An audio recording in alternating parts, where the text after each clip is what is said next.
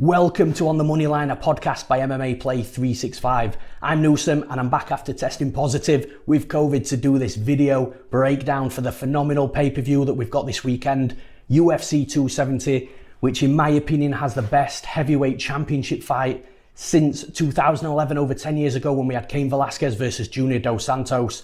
And that's exactly where we're going to start with this breakdown. The main event, the UFC heavyweight championship fight, current champion Francis Ngannou versus the contender, the interim heavyweight champion Ciryl Gane, for the unification of that UFC heavyweight championship belt.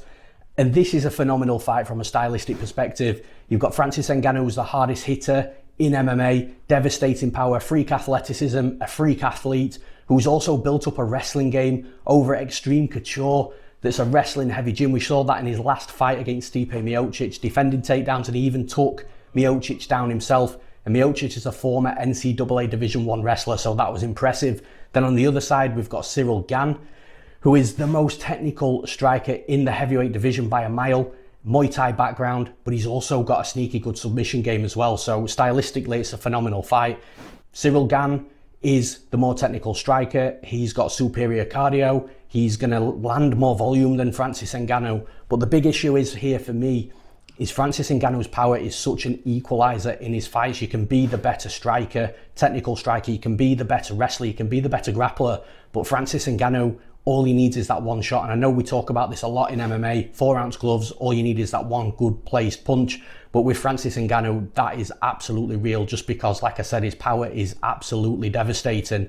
The thing is with Ngannou, like I said, he only needs to hit the chin once of Ciryl Gane. But I actually think Ngannou is going to pose more issues than just that for Ciryl Gane. To beat somebody like Ciryl Gane and the skill sets he possesses, you've got to have a few things. You've got to have speed, you've got to have movement, and you've got to be able to have those two things aligned, working side by side, because what's going to happen if you don't is you're not going to pose too much of a threat to somebody like Ciryl Gane. And what Gane will do is he'll be able to take your shots, he'll use his technical strike, and he'll put you on the back foot. And once you're on the back foot against Ciryl Gane, he's dictating the pace of the fight, he's dictating the range of the fight, and at that point he can start racking up volume. His striking defense is good enough to not get hit too much, and he's just going to dominate fights. But the thing is with Francis Ngannou is he has no reason to move back here. If Ciryl Gane wants to meet him in the middle, Francis Ngannou will meet him in the middle happily, and he'll look to land some hard shots to knock him out. So what I think is going to happen is the aggression, the fighter that Francis Ngannou is a scary individual inside the cage. I think he's going to be able to get Ciryl Gane moving backwards at moments in this fight, especially early on.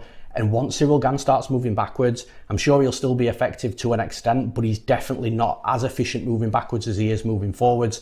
And what that'll do is that'll allow Ngannou to start throwing hard strikes at him. It'll sort of alleviate any of the concerns if Gane starts ducking in, changing levels, shooting in for a takedown and trying to get Francis Ngannou down, which he might get some takedowns, maybe, but I don't think it's a high possibility, a high level possibility from a percentage probability perspective, if that makes sense. I don't think it's overly likely that Ciryl Gane comes into this fight with a wrestling heavy game plan and takes Francis Ngannou down. I think it's a fight that is going to be won and lost on the feet.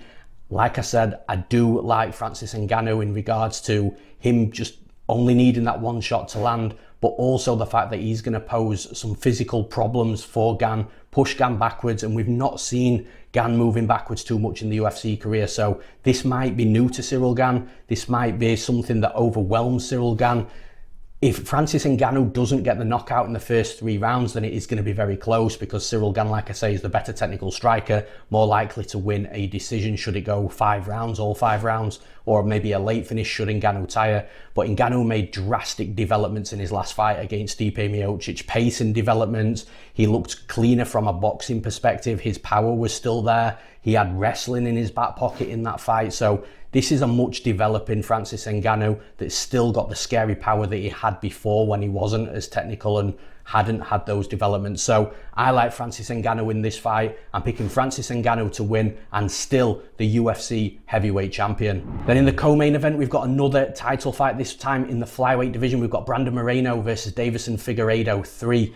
These two have fought 2 times before. The first fight, a phenomenal fight. I think he got fight of the year actually, but a really good fight. It was scored a majority draw. A lot of people thought that was controversial, thought that Figueiredo should have won, and Figueiredo would have actually won if it wasn't for the point deduction halfway through that fight. So without that point deduction, Figueiredo wins that fight unanimously on the scorecards. Then in the second fight, a totally different fight. Brandon Moreno came out there, he ran through Figueiredo, his striking was better, his speed was better, his wrestling was better.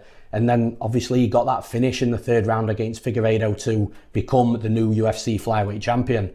The thing is, in that fight though, in that rematch, the second fight, I don't think that Figueiredo looked right. He looked off. I don't know if there was an injury or anything like that. Maybe he just had an off night, just like a footballer will have a bad game sometimes. You know, any athlete that competes at this type of level, high level, is going to have nights or games or fights where they just look a little bit off. I think that's what happened with Figueiredo. He didn't look right. He didn't look the aggressive, confident, devastating fighter that he normally looks. Now, what I do like with Figueiredo is for this fight, he's changed his camp. He's gone over to Arizona training at Fight Ready MMA with coach Eddie Char, who is known for just improving fighters. Fighters that go to Fight Ready generally improve quite a lot as a fighter. Eddie Char will refine the striking, the boxing. He'll improve the striking, the boxing, and you know, just mixing everything together really well. The movement, fight IQ, that's all stuff that Eddie Char will drill into his fighters that go into his gym and train there for camp.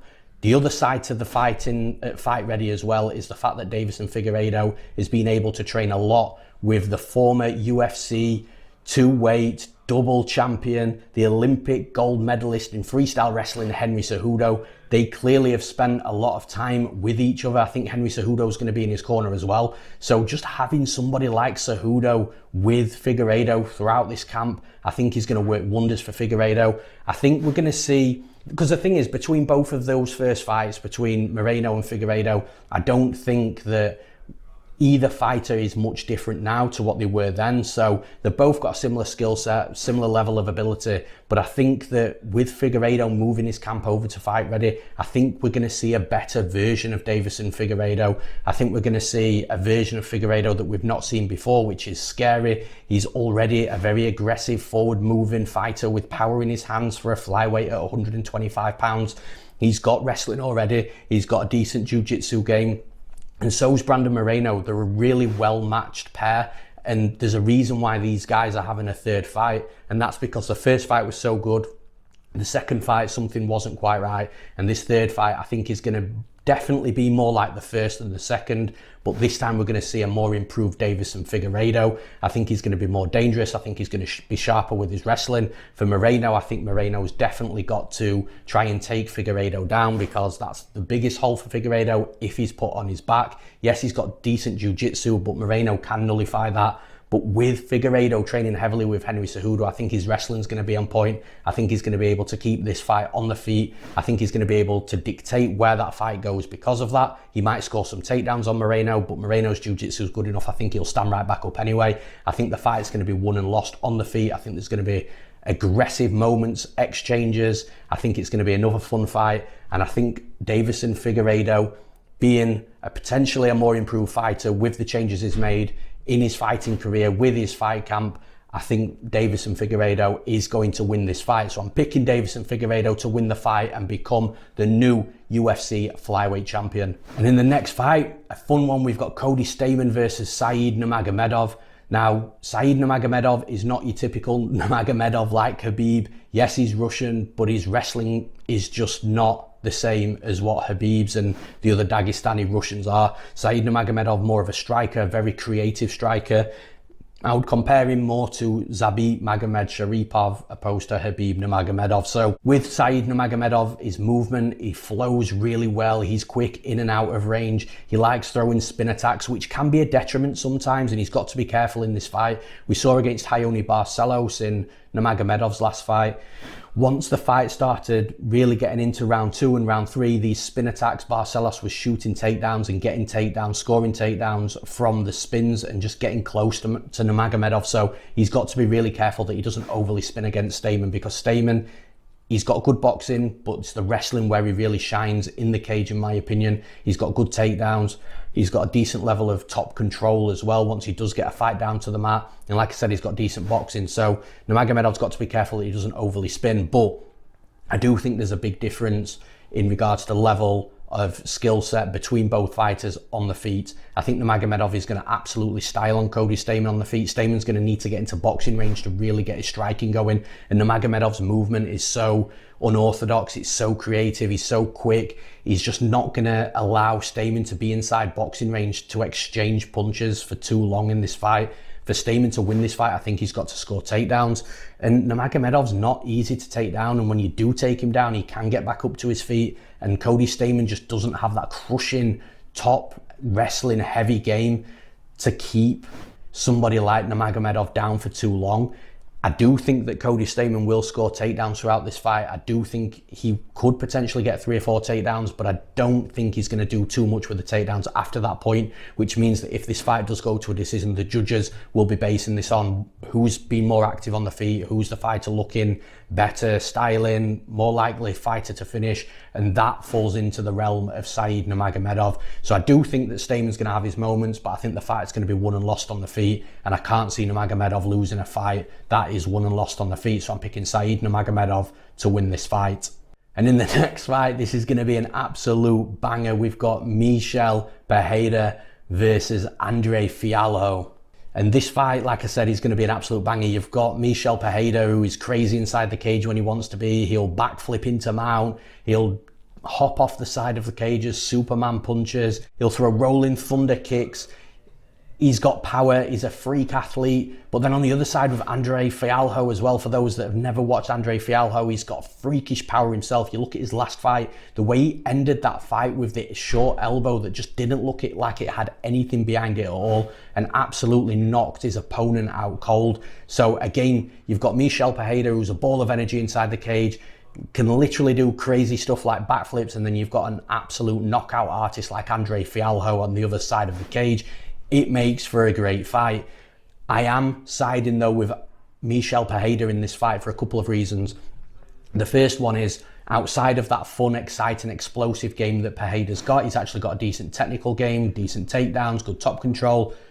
If he needs to really just sell himself of the crazy side and just really follow a fundamental game plan, Pereira's got that in his back pocket. Also, if Pereira does come out and uses that fundamental, calm, composed side of his game, he's not going to expose himself too much to the big knockout threat of Fialho.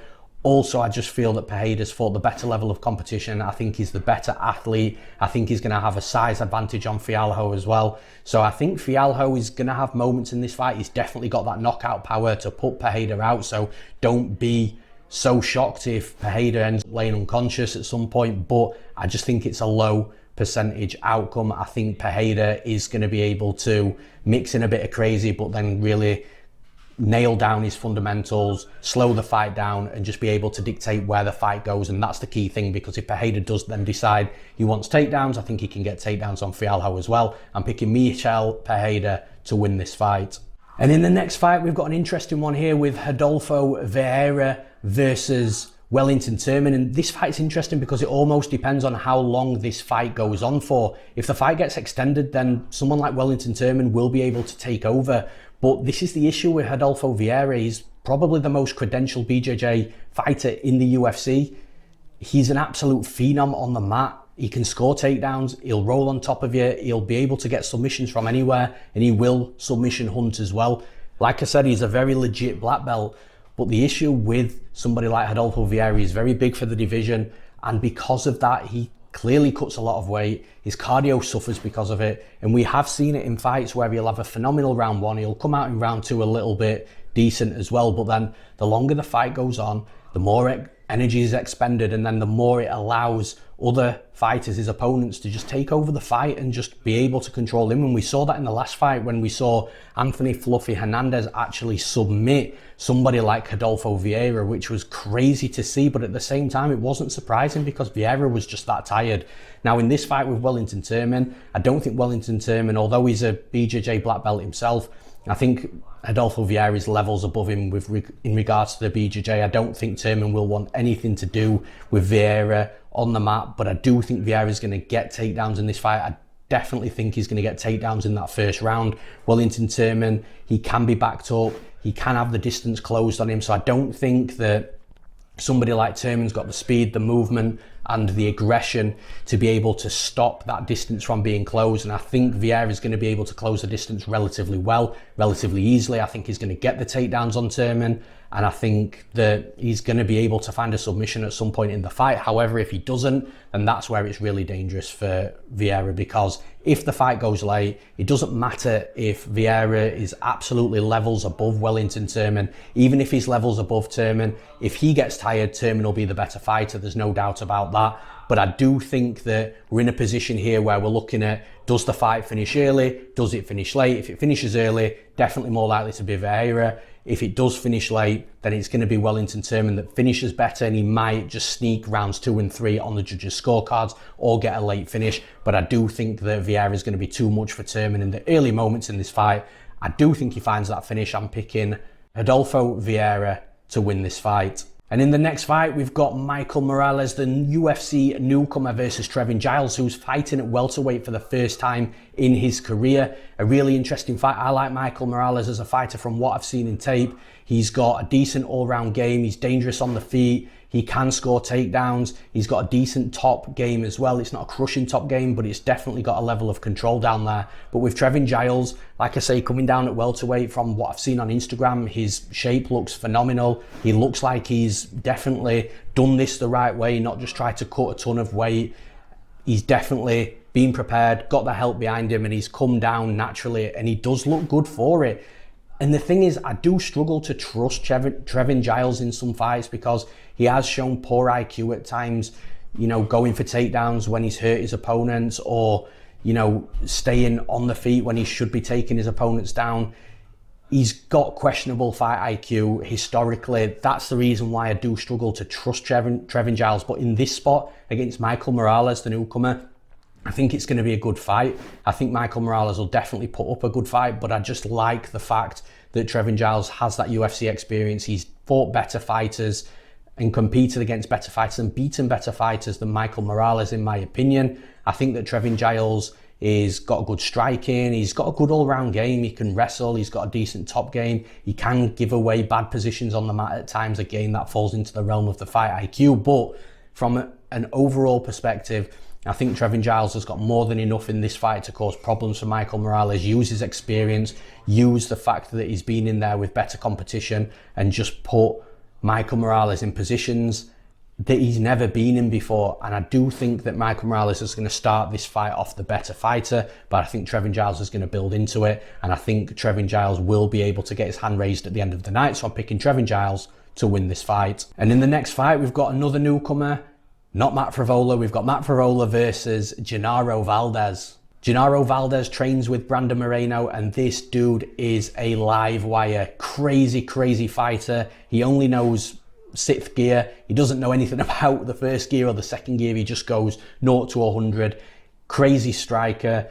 He's got some wrestling, he's got some grappling, but it's the striking where he just really likes to be aggressive, be in his opponent's face. And the thing is with Matt Frevola, he'll happily accept a fight like that. You know, if Valdez is coming forwards, if he's trying to be aggressive and get in the face and crash forwards on Matt Frevola, the nickname Steamroller for a reason, he'll absolutely match that. He's got a crazy side to himself, power in both hands. He's got a fast, relentless pace. But the reason why I think that Frevola's a decent sized favourite in this fight is because Frevola's got the equaliser of the wrestling. I think if this does get a bit too much for Frevola, we have seen him hurt in the past. If it does get too much, then Frevola can level change. He's got a good wrestling game, good takedown game. He'll be able to take Valdez down, and he'll be able to, you know, control Valdez. Even if Valdez gets straight back up to his feet, that wrestling can just be used, if for not anything else, just to really cut that fight up and stop that aggression, drain on the cardio a little bit of Valdez, because that's what we saw with Valdez.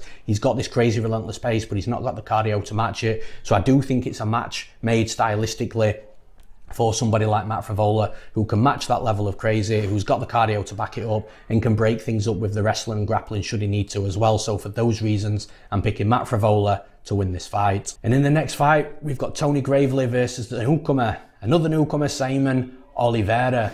Now, Tony Gravely, last time out, didn't go his way, But Tony Gravely's wrestling, again, we always talk about it. I always talk about it. His wrestling's really good. He's strong. He's got good takedowns. He's able to score a takedown and land his opponent in half guard or a side control, so he's not getting his neck wrapped up in a guillotine in full guard. Tony Gravely's wrestling's decent. His boxing's okay, but the boxing seems to be a means to get to the wrestling. Whereas Saimon Oliveira, he's got a decent Muay Thai game. He's got some takedowns himself. The takedowns aren't always completed correctly, but he can get fights down to the mat. And then he's got a decent jiu-jitsu game as well. But the thing is, I think Oliveira is going to run into problems in this fight with Tony Gravely, because I think the striking is going to be relatively even. I don't think Oliveira is this phenom striker that's much better than Tony Gravely. But Tony Gravely's wrestling is better than Oliveira's. I don't think Oliveira is going to be able to score takedowns. So I think for Oliveira, this fight is either going to be vertical or he's going to be on his back, because Tony Gravely does have the wrestling to put Oliveira down. And I don't think Oliveira's got the submission game to be able to submit Tony Gravely off his back. Then I think that the fight is going to significantly start swinging over to Tony Gravely, who's going to be able to score takedowns that will, in my opinion, stay safe on top. And if he can find a finish, great. If he doesn't, I think Tony Gravely will be able to score a takedown or enough takedowns in each of the rounds to be able to win all rounds as well. I think it's going to be a one-sided dominant decision, or Tony Gravely will find a submission along the way. But either way, I'm picking Tony Gravely to win this fight. And in the next fight, we've got another newcomer, Jasmine Jasudavicious versus Kay Hansen. Now, I think this betting line's really wide. I do think that Jasudavicious has got opportunities to win this fight. I think that she's a decent fighter all round. She's got good Muay Thai, decent striking. She's very tall and long. She's going to have a significant height and reach advantage over Kay Hansen. And when she gets the Muay Thai plum clinch, I do think that she's going to be able to do some nice work with elbows and knees, but she doesn't get to those positions often enough. And I think that's probably why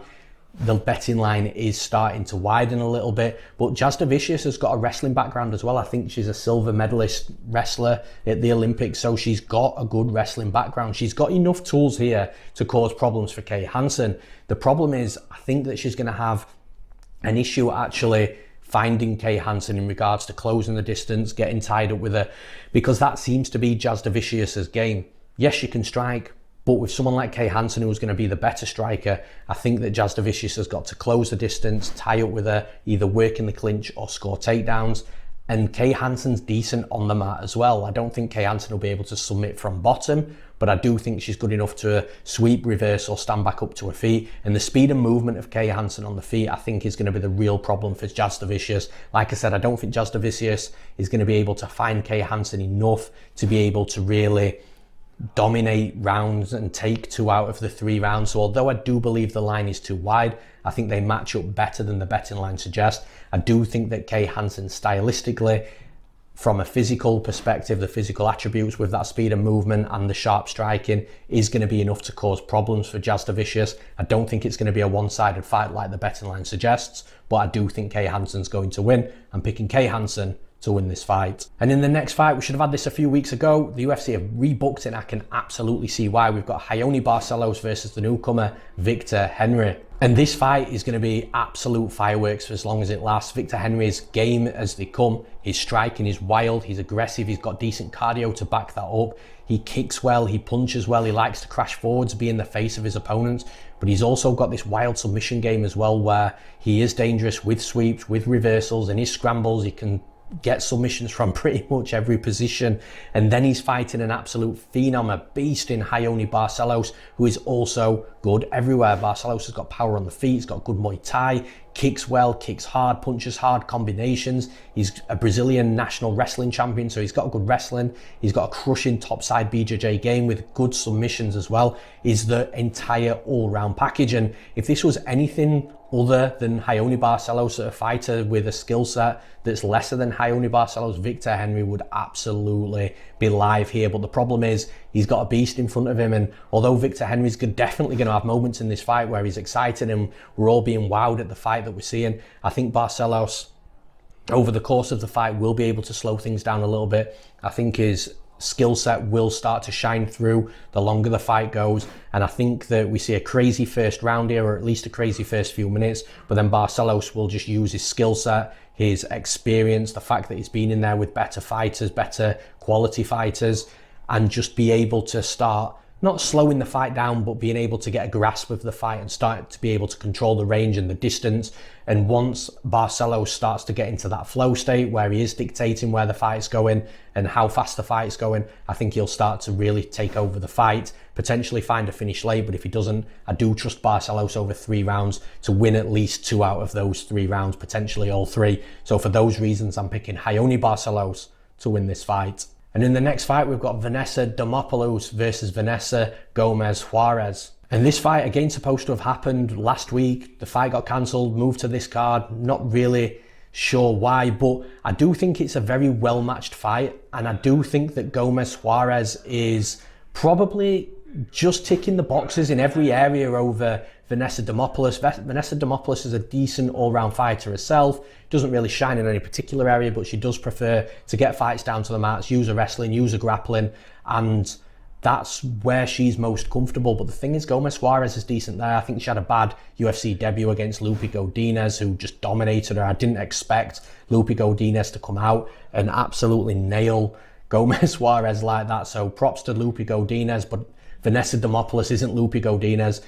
Silvana Gomez Juarez is got good boxing. I think that's where the real gap in skill is in this fight. I think in the striking, Gomez Juarez is going to have control. I think she's going to land more volume. I think she's just going to put things together better than Vanessa Demopoulos. And then if the fight starts hitting the mat, if we start seeing the wrestling and grappling, then Gomez Juarez is decent there as well. I think the fight's more than likely going to be won and lost either in the striking department or via top control time. I think Gomez Juarez is the better striker, so she should have the edge there in the striking. And if it goes down to a top control game, I think that Silvana Gomez Juarez is going to have more control time on top over Vanessa Demopoulos. And for that reason, I do think that Silvana Gomez Juarez wins this fight. And in the next fight, this only got made earlier in the week. We've got Ilia Topuria versus Charles Jourdain. We should have had Topuria versus Evloev. I'm absolutely devastated that that fight has been cancelled due to Evloev having health issues, I believe. The fight was phenomenal, but Charles Jourdain's not a bad step in.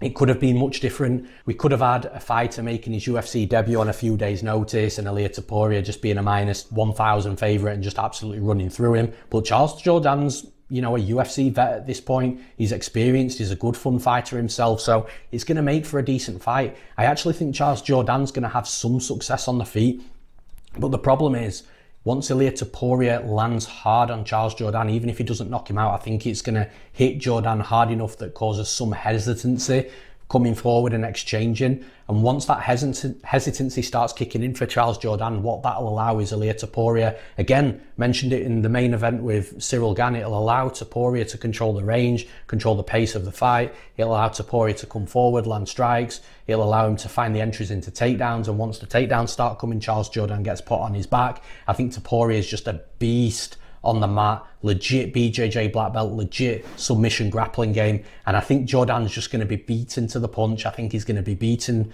in the wrestling department. I think he's going to get rolled on the mat. There's a chance that Topuria takes him out with the choke. There's a chance that Topuria knocks him out with the power he's got on the feet. And if he doesn't do any of those two things, I think he's going to be efficient enough on the feet, efficient enough in the wrestling and the grappling to be able to win at least 2 out of the 3 rounds, probably all 3 as well. It's very difficult seeing Topuria lose in this fight. I'm picking Ilia Topuria to win this fight.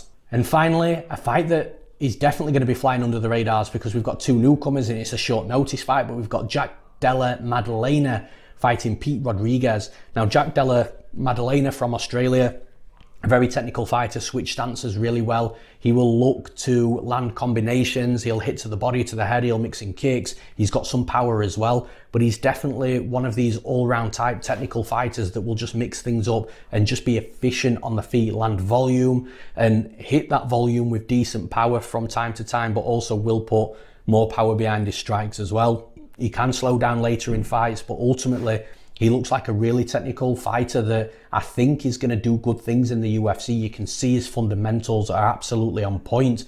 Now with Pete Rodriguez on the other side, coming on short notice, he doesn't have much experience, but man, when this guy connects with his hands, he puts his opponents to sleep. And this fight is so interesting because of that, because Maddalena likes to pour that volume on, land strikes in the pocket, land the combinations. But whilst he's doing that, he's going to give Pete Rodriguez every chance to land something hard on him.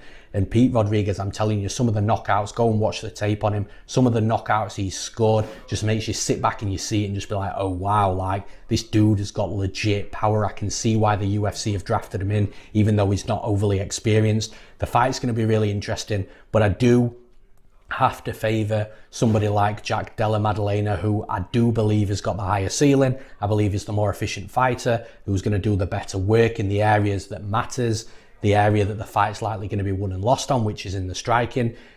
Maddalena is live to getting knocked out by Pete Rodriguez, but if that knockout doesn't come, Maddalena's just going to land enough volume over the 3 rounds to either finish Rodriguez along the way or win at least 2 out of the 3 rounds. So for that reason, I'm picking Jack Della Maddalena to win this fight. And that's all for the UFC 270 podcast. I hope you all enjoyed me back breaking the fights down via video.